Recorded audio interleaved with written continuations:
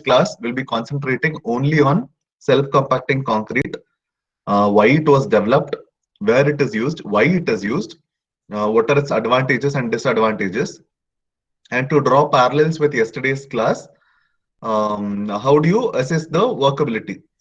So when we come to self-compacting concrete, we don't associate the term called workability. We define three new terms. You will come across them because, as you know, in the very first class I told you, self-compacting concrete is something that does not require vibration or energy or compaction.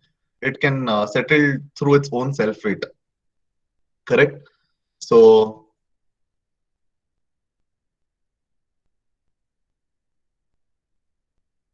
can you guys see the screen? No, sir. Okay, now.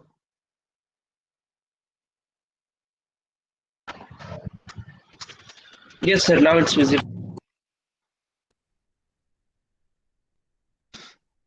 I'll be shifting between slides and videos because one thing I've realized, I think the past few classes is playing videos and then explaining. You guys will be able to understand better because in the slides you only have images, and showing those images and explaining the procedure might not really help you guys understand. So all the theory points I'll help with the I'll explain with the help of slides. Wherever there is some procedure involved where you'll have to use equipment, I'll go back to video or play a video and then I'll come back to explaining it again. Okay, I hope that is fine with everyone. So self-compacting concrete or self-consolidating concrete, like I said, is concrete where you don't need to use your tamping, rodding, or your vibration equipment to compact concrete. It is very flowable. So once you go and place the concrete wherever it is to be placed, in a beam, slab, column, wherever you want, it will compact due to its own self weight. So why was the development of self-compact concreting important? So look at these few images here. So these are all the challenges that one faces as an engineer in the site. So the top two figures that are there is the figure of a rebar cage. Rebar is reinforcement bar. Okay, so rebar cage is something that is made of your steel bars before the concrete is placed and placed inside the formwork. So once the rebar cage is ready, you put shuttering around it and then you go pour concrete. See, the problem here is what happens below.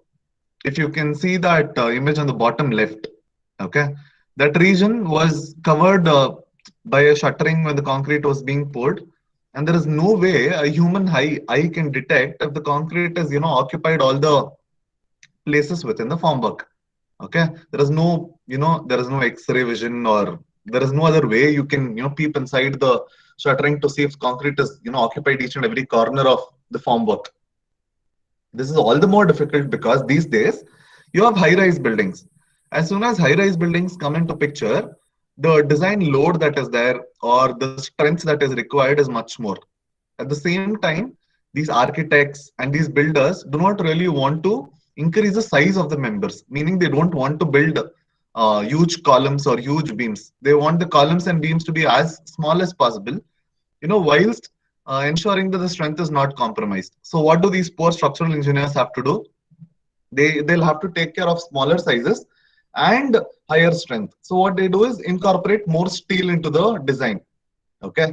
So when you provide more steel, whatever is visible on the screen will happen. You have a lot of steel rebars at a very less spacing from each other. So when such things happen, the site engineer at the end of the day has to come and pour concrete into this. How does he ensure that concrete passes through something like that, where the reinforcement is so dense? Okay. In some places, the vibrating needle might not even, penetrate between those two rods there. And that is going to become a problem at the end of the day. The other problem that might arise is if the quality of concrete is bad. Okay. And you over compact it. Look at the image on the bottom right, what has happened. Okay, clearly layers of concrete is formed due to segregation. There is one layer of only paste, and then there's a layer of only heavier aggregates. Then there is a layer of smaller size aggregates. Okay, so these are all issues that needed to be addressed. So a person called Okamura in Japan devised this new form of concrete called self-compacting concrete that helps tackle all of this. One, it can flow easily, in between all these gaps, doesn't matter how small it is. Second, the mixture itself is very cohesive.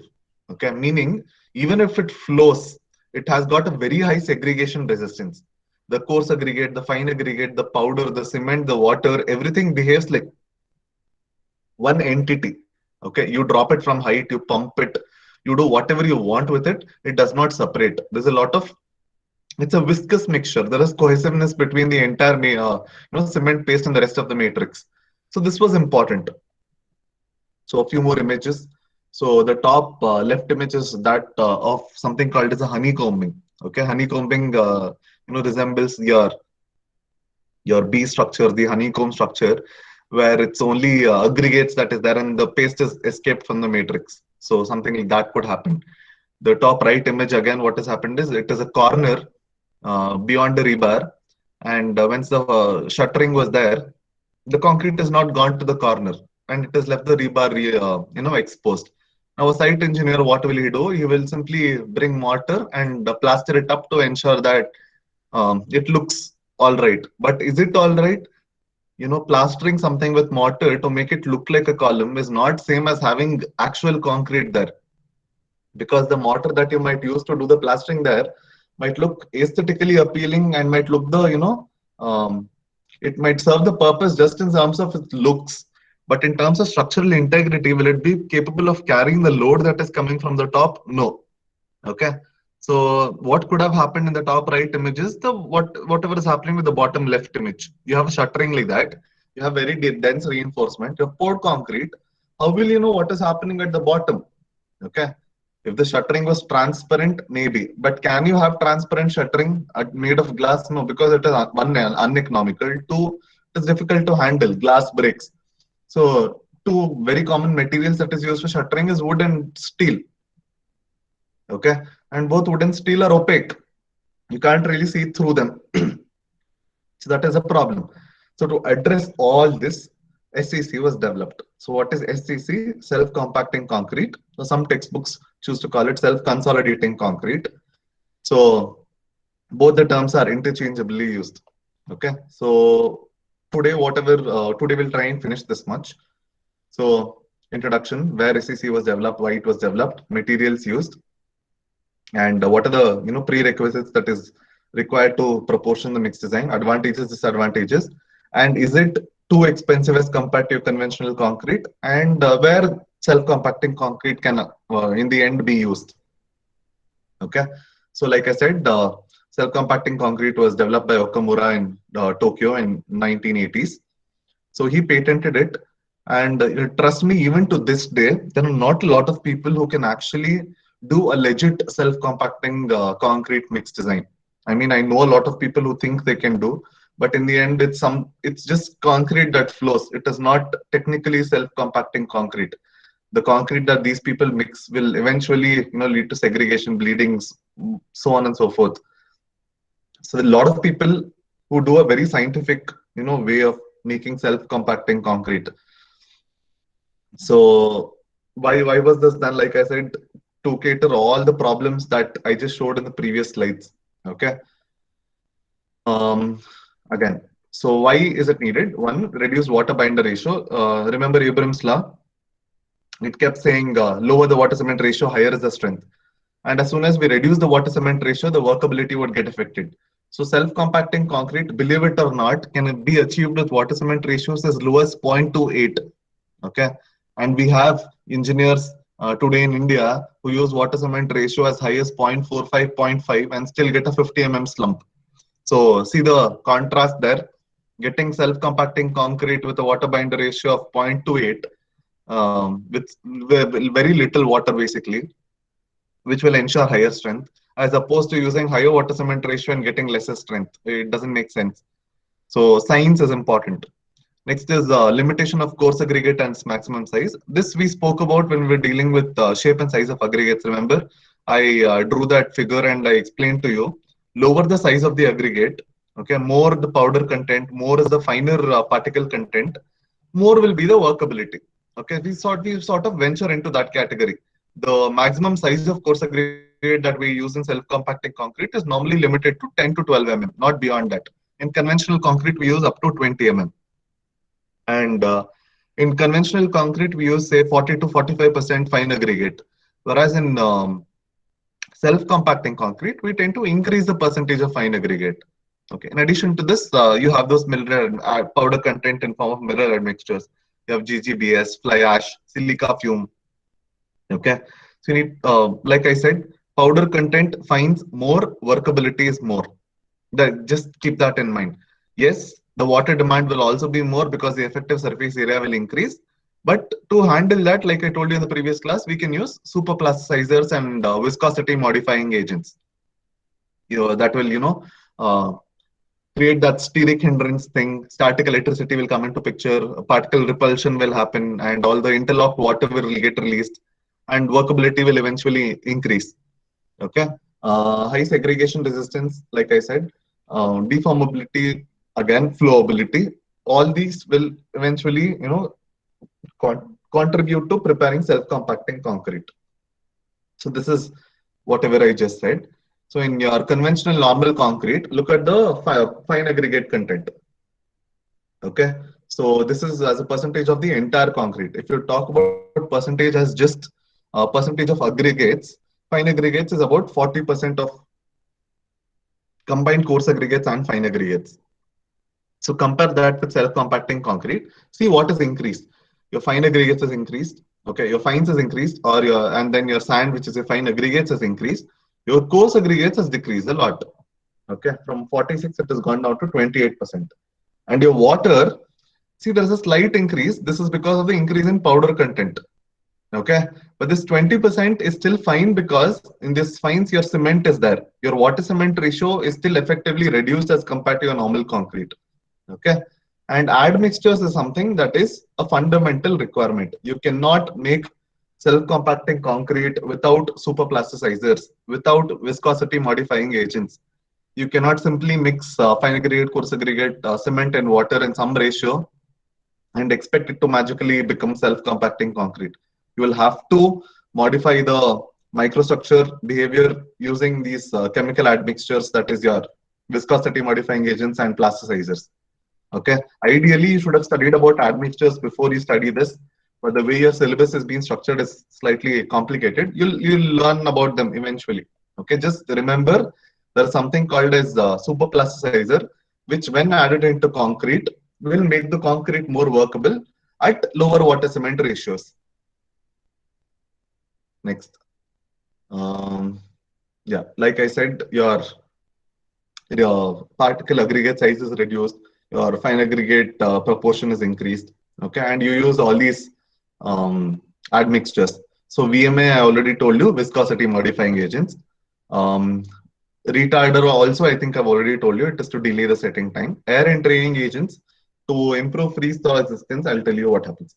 So in very cold countries, okay, what happens is you have mixed water with cement paste, whatever you made concrete, and you've placed concrete. So there is going to be some unused water that is going to be left in a concrete matrix. So in the water, when the temperature falls below freezing temperature, your water that is there in the concrete matrix will become ice. Okay, and we all know this anomalous behavior of water, correct? At closing to freezing temperature, the water expands. Meaning, if you fill water in an ice tray and keep it in the refrigerator freezer, when you take out the ice cubes, the volume of your ice cubes is actually more as compared to the volume that you'd initially filled. So water expands in its frozen state. So this is a problem there. Meaning, whatever space was occupied by water, when it becomes ice and expands, it is damaging the concrete around it. Okay. Then eventually, when the temperature increases again, this what do you call this? This ice will become water. Correct. And now the voids there has increased. Now, since the voids there has increased, it is more place for more water to come in. Okay, this is a never-ending process. So in a lot of cold countries, you can see that the concrete disintegration actually starts from inside out. Okay, as opposed to what happens in coastal areas. In coastal areas, the deterioration of concrete happens from the surface due to the sulfate attack and the alkali attacks. In cold countries, the disintegration starts from inside. So to avoid this, what we do, we incorporate tiny air bubbles inside concrete, okay, in the form of by using admixtures such as air entraining agents. We deliberately make the concrete airy. When I say airy, it does not necessarily mean porous. Remember this. When I say airy, it is just to ensure that water does not get locked there. Okay, air will throw the water out. So this is in a way to handle workability and this freeze thaw resistance both. Okay, you might get confused. How do you incorporate bubbles without creating pores? I will explain with the help of a schematic figure when we come to admixtures. Okay, for now, just remember there's something called as air entering agents that help improve workability and resist freeze thaw action. Next, the mineral admixtures I've already spoken to you about. Yeah, so requirements when we come to, I told you for your regular concrete, workability is a primary criteria. They'll tell I want 100 mm slump, I want 200 mm slump. Whereas when it comes to SCC, you know it is workable, you know it will flow. Okay, so you define three new terms called filling ability, passing ability, and segregation resistance. And you have these various tests to assess these three parameters. Okay, so if you want, take a screenshot of this because we'll be going and looking at the you know each of these tests and how it is done. Some of the equipment that we've already seen used for conventional concrete will be using it again. Okay, the only difference being the procedure or the way the test is done is slightly different. And one thing you need to remember is there is no Indian standard code book for self-compacting concrete mix design. Okay, or all these tests that you see on the screen right now, none of these tests are developed in India. They do not have Indian standard regulations. They do not have procedures or code book references that is there in India. All these are foreign countries. It's mostly the American Concrete Institute in the USA, and you have the European National Code. Okay, so this is quickly to run through. I'll show videos of all this. Okay, we'll come back to this after you guys have seen the videos. Okay, now you remember those three things. What are the three things? Filling ability, passing ability, and segregation resistance.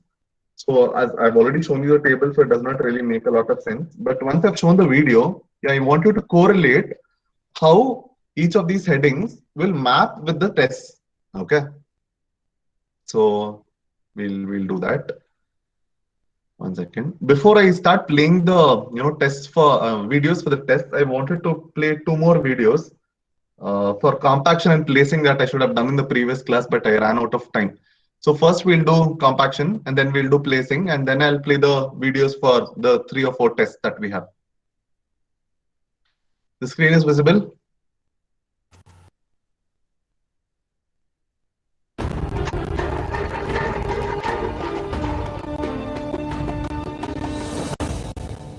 Concrete poured must be compacted so that it gives the structure the desired strength and durability. The method of compaction is visually demonstrated here. Freshly placed concrete is to be compacted well to make concrete dense and impervious. Compaction can either be done manually or mechanically. Manual compaction is done either by rodding with steel rods or tamping using wooden crossbeams. This method is usually employed for small jobs. Mechanical compaction is done by using vibrators. These are very effective in compacting stiffer concretes, resulting in highly dense and homogeneous concrete which bonds well with the reinforcement. Effective compaction enhances the strength and durability. In most of the RCC works, needle vibrators are used for compaction. Certain care is to be taken while using needle vibrator. The needle of the vibrator should be immersed vertically into concrete and should remain vertical throughout the operation. Concrete at a location should not be vibrated for more than 15 seconds. The needle has to be withdrawn when the air bubbles cease to appear. Vibrator should not be held touching the reinforcement. tube of the vibrator should not be bent at sharp angles to avoid breaking. The spacing of the vibrator insertion shall be 15 cm for 20 mm needle and 30 cm for 40 mm needle. Effective compaction makes the concrete dense and impervious. Overcompaction leads to segregation. Compacting concrete using vibrators is more effective than manual compaction.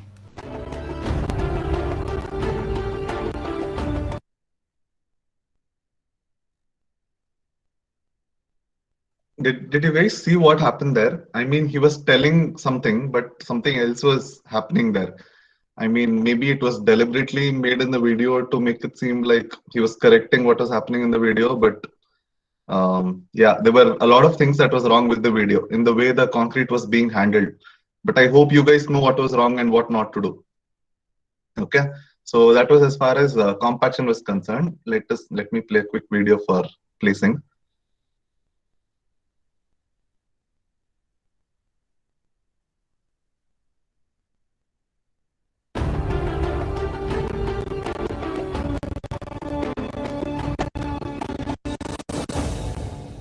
While placing the concrete, care should be taken to see that it is not segregated, passes through the space between the reinforcement, and fills the forms completely. This module shows placing of concrete. The stability of the formwork is one of the important aspects to be checked before placing the concrete. Any gaps between the shutter plates are to be sealed and cover blocks properly placed. The concrete should be laid continuously to prevent formation of cold joints and irregular surfaces. The concrete shall be placed against the preceding layers while casting the slab. The height of fall while placing concrete shall not be more than 1 meter. Chutes should be used for heights more than 1 meter. Proper care shall have to be taken to ensure that the concrete passes through the congested reinforcement in beams and beam column junctions. Concrete may segregate due to the obstruction by stirrups while depositing in columns. It shall be ensured that there is no major obstruction to the flow of concrete.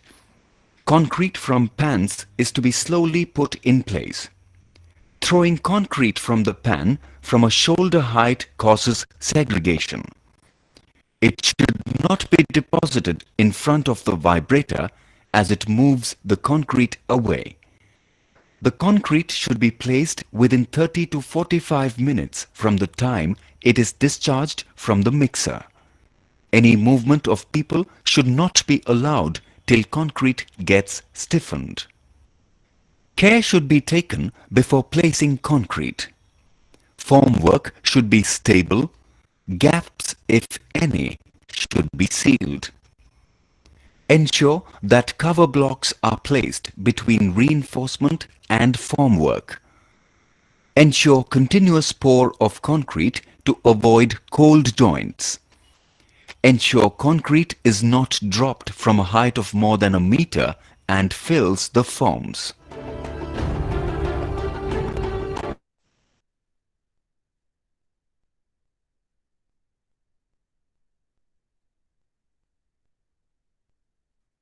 Do you guys know what cover blocks are? Anyone? Or what a cover is? No one. So when you're placing concrete around the reinforcement, right, the rebar cage, there has to be certain gap between the shuttering and your reinforcement, because you can't leave the reinforcement exposed to the surface. So you provide a layer of concrete around this reinforcement, which is called as cover.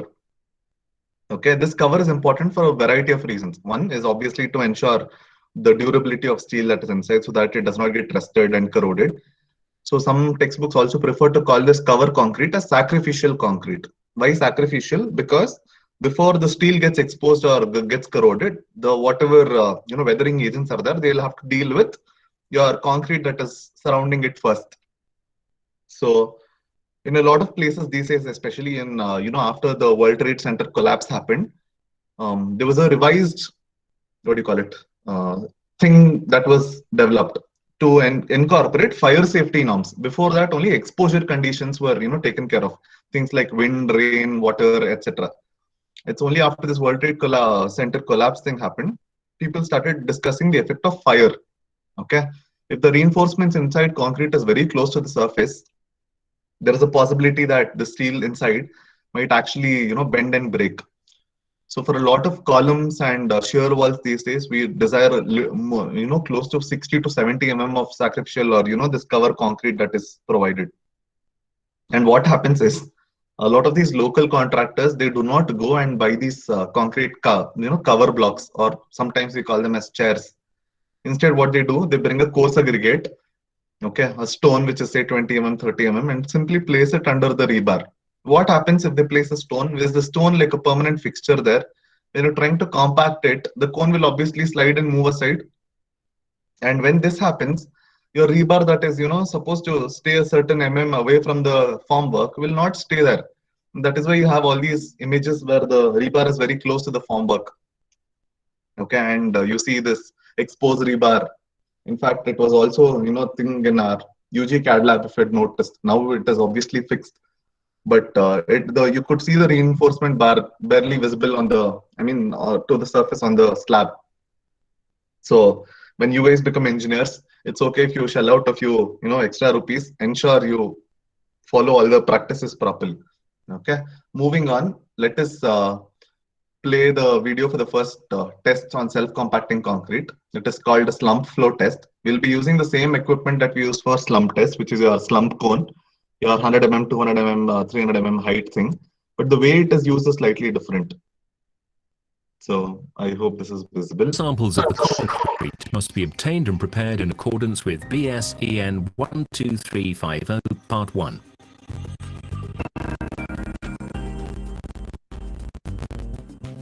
Place the base plate on a flat and horizontal surface free from external vibration or shock. Check the top surface for horizontality using the spirit level.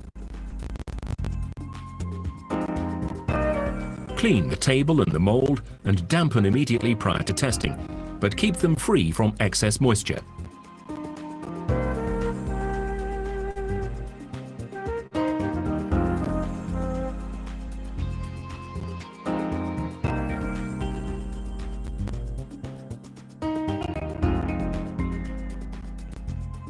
Fit the collar to the cone.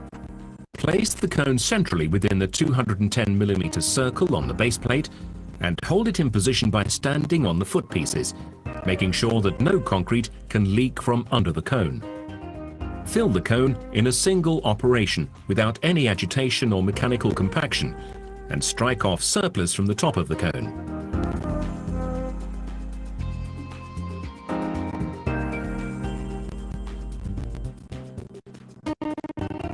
Allow the filled cone to stand for not more than 30 seconds.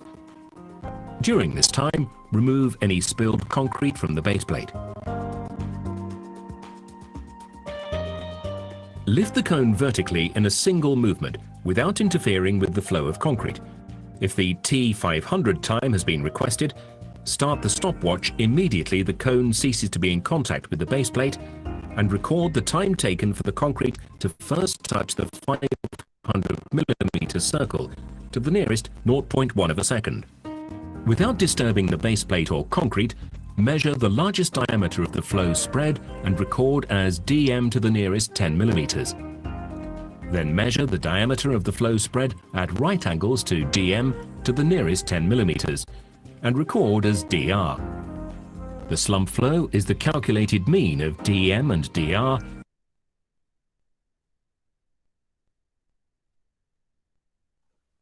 Okay. Can someone quickly list the differences between what they did here and what we did in the slump test in the previous class? In terms of the procedure, was it different? Oh, yes, sir. So in slump test, they were measuring the size of the slump. In Correct. this, they are measuring the diameter of Correct. and the time taken to reach to touch the first circle, which is made in the tile. Correct. So that first circle has a diameter of 50 centimeters or 500 mm.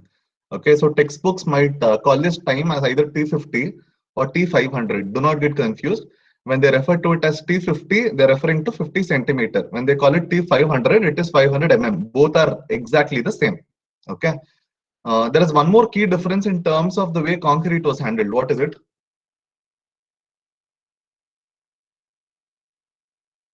Sir, Sir, in that, in sir, yeah, that's uh, continue.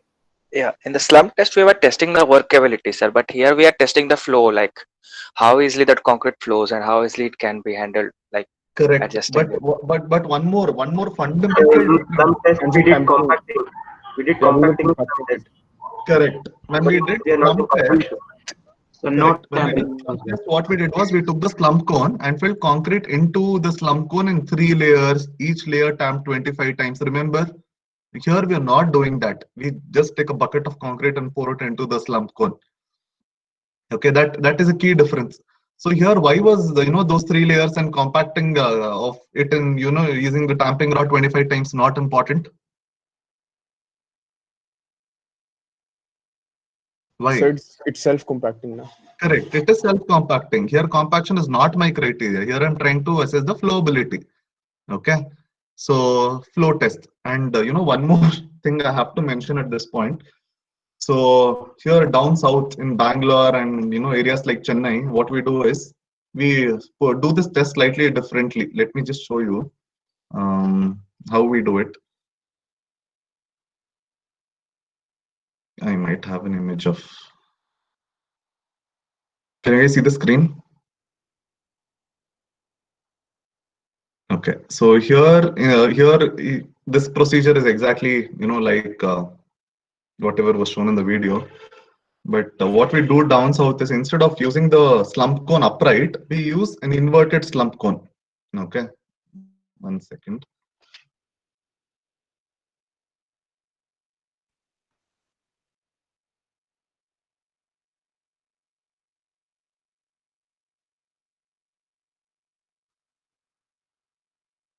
Okay, here.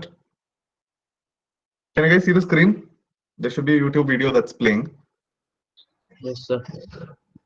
My internet is very nice, so please bear with me. Procedures according to the tools that you'll need.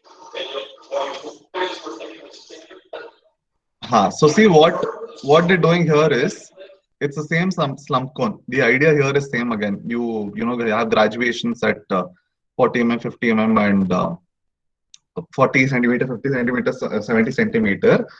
But the slump cone that we're using to fill concrete is inverted. Okay, it is not an upright slump cone. So down south we do this. Okay, instead of using an upright slump cone, we fill it like this and then lift it. So if you see the way the test is performed, it is exactly identical. Okay, fill concrete, level the surface, and then lift it.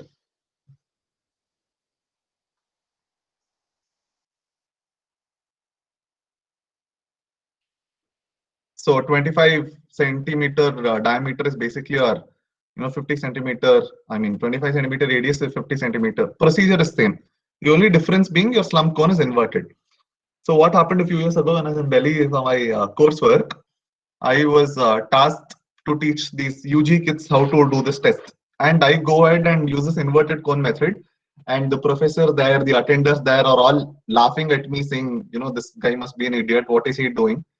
It is only after I had to Google and show them videos that the test can be done like this also, did they realize that, oh, this is also, possible. So depending on where you are, okay, geographically where you're located, even within India, this test might be done either with an upright cone or an inverted cone. Okay, and do not laugh at people who use the other procedure because both are accepted. And that day after that, what happened is we tried and did some 20 trials with both inverted cone and an upright cone, and we realized that it does not matter how you hold the cone. Okay, the T50, the T500 time that you record in seconds is almost always the same. It doesn't matter what concrete you're using, okay, or if it's inverted or upright. So when you guys happen to do this test in the future, you can use either inverted or upright. It doesn't make a difference. Okay, like this is one small trick, but I wanted to mention. So again, I think the difference arises depending on if you're using the American Standard Code or the European National Code. Okay, so ASTM sort of prefers you to use an inverted cone, whereas the British Standard and the European Code does not. They are okay with the upright cone. So just keep that in mind. All this problem arises because we do not have a standard Indian code that we can follow. Okay. Next, continuing, let me play the next video. So what did we finish? We finished flow test, right? Let us do vFunnel. All samples of the concrete must be obtained and prepared in accordance with BSEN 12350 Part 1. Clean the funnel and the bottom gate. Then dampen all the inside surface, including the gate.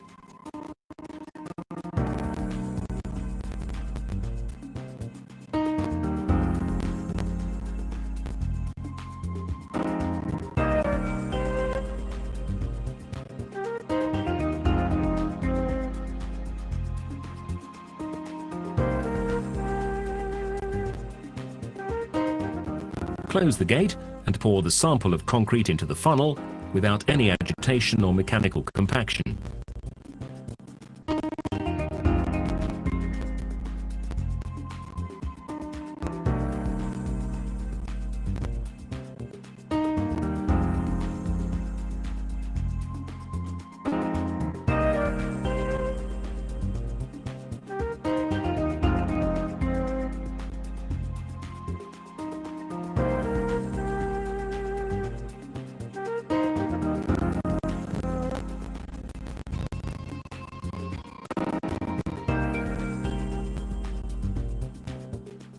Strike off the top with the straight edge so that the concrete is level with the top of the funnel.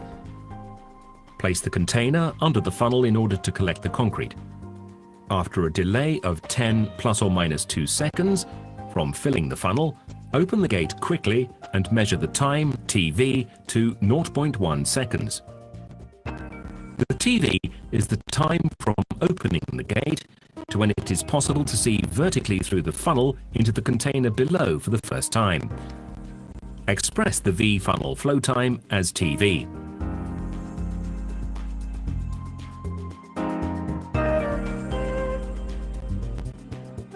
The following information must be included in the test report.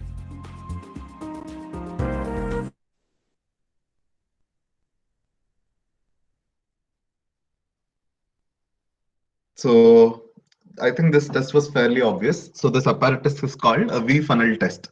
Okay, you close the shutter at the bottom, you fill concrete with up to the brim on top, level the surface. Within 10 seconds of filling concrete into it, you open the shutter at the bottom, measure the amount of time that is required for the entire contents of this vFunnel inside to empty outside. Okay, the same equipment can be used to do another test called the T5 test. The T5 test, what we do is, after filling concrete into this vFunnel, we don't open the latch in 10 seconds. We wait for 5 minutes. After 5 minutes has elapsed, we open the shutter and then we measure the time. So why this 5-minute delay is to see if in those 5 minutes, if some segregation has happened. Okay, if some segregation has happened, what would happen is these coarse aggregates would tend to settle to the bottom and they would clog up that opening of the vFunnel that is there at the bottom. And because of this, the time taken for the concrete to empty out of the vFunnel actually gets affected.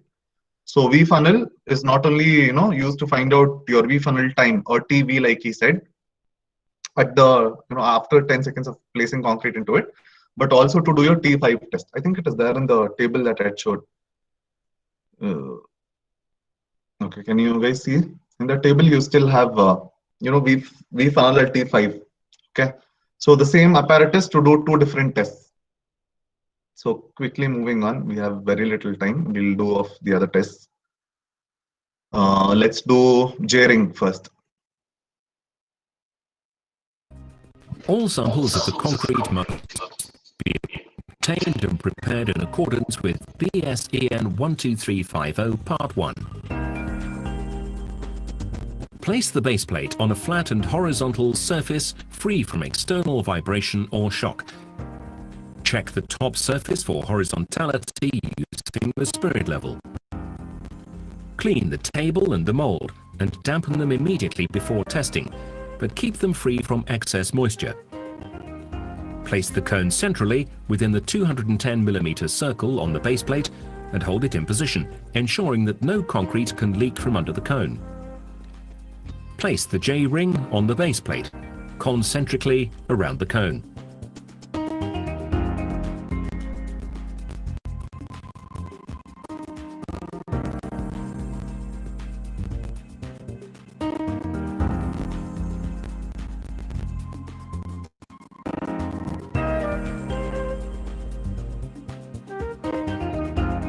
Fill the cone in a single operation without any agitation or mechanical compaction.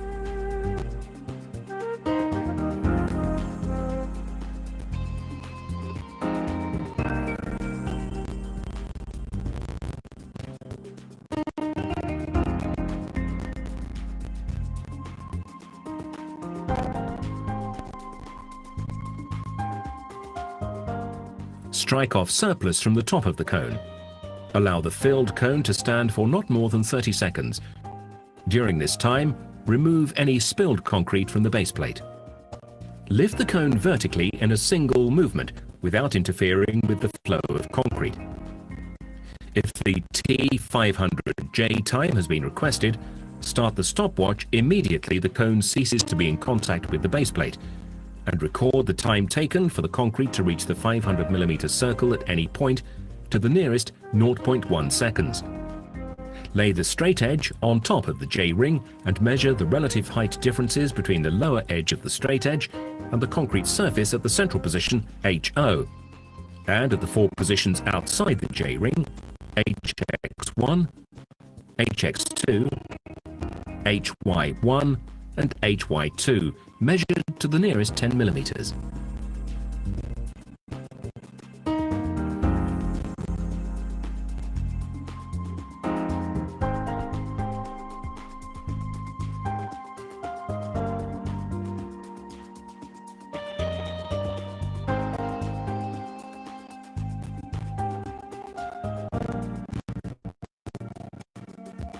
Without disturbing the base plate or concrete, measure the largest diameter of the flow spread and record it as dm to the nearest 10mm.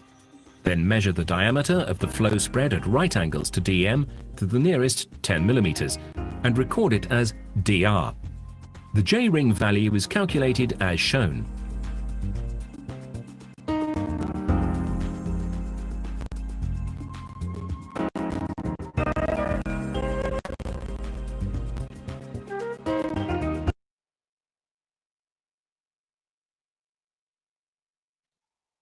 Okay, fairly clear. Again, the procedure is very similar to your slump flow test. The only difference being around the slump cone, you place the J-ring. Okay, now just by looking at the procedure, can you tell me which of the three which of the three abilities this test was used to? Flowing ability, passing ability, or segregation resistance?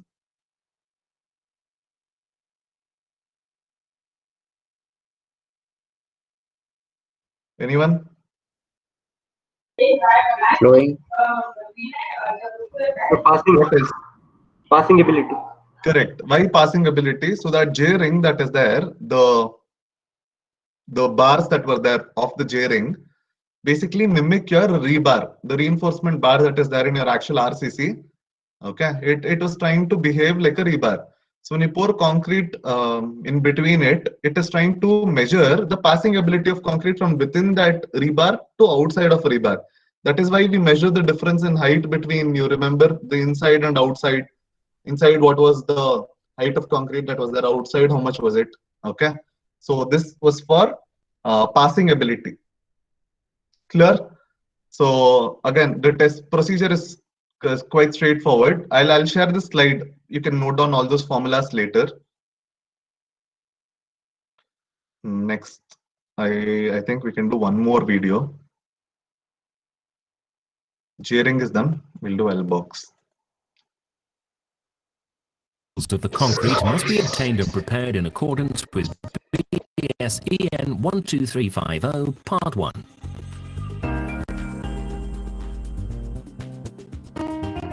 Support the L-box on a level base and check for horizontality using the spirit level. Clean the L-box and dampen immediately prior to testing, but keep free from excess moisture.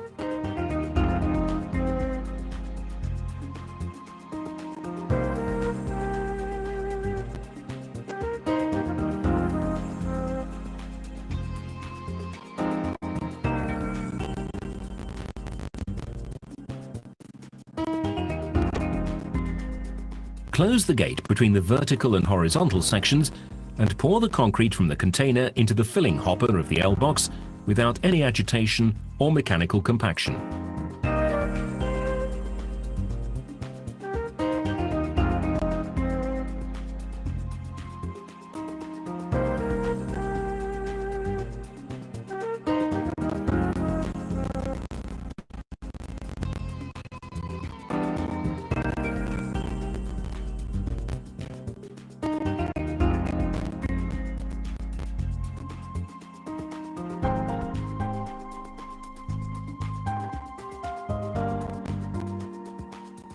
Strike off the top with the straight edge so that the concrete is level with the top of the vertical section of the L-box and allowed to stand for 60 seconds plus or minus 10 seconds. Record any segregation or bleeding and then raise the gate so that the concrete flows into the horizontal section of the box. When movement has ceased, measure the drop in height of the level of concrete H1 to the nearest millimeter in the vertical section on the gate side of the box at 3 positions equally spaced across the width of the box. The mean depth of the concrete, H1, is the difference between the height of the vertical section, that is 600 millimeters, and the average of the 3 readings of H1. Record H1 to the nearest millimeter.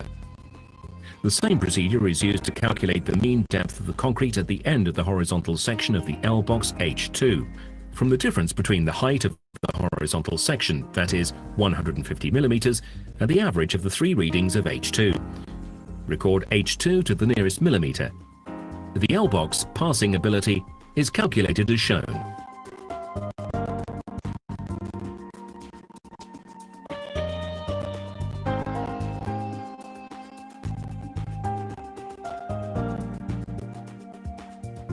The following information must be included in the test report.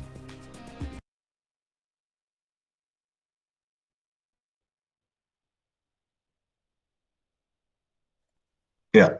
So I hope the test was again pretty straightforward.